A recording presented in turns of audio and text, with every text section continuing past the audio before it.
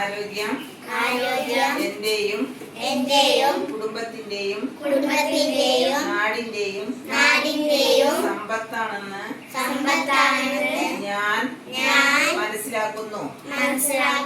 ആഹാരത്തിൽ ഉപ്പ്, പഞ്ചസാര, എണ്ണ എന്നിവയുടെ അമിത ഉപയോഗം ഞാൻ ഒഴിവാക്കും. ദിവസേന അരമണിക്കൂർ വ്യായാമം, മതിയായ ഉറക്കം, ശരിയായ ആരോഗ്യശീലങ്ങൾ എന്നിവ ഞാൻ ജീവിതത്തിന്റെ ഭാഗമാക്കും.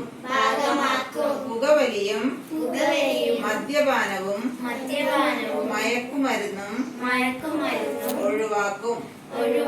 സ്ക്രീൻ ഉപയോഗം ആവശ്യത്തിന്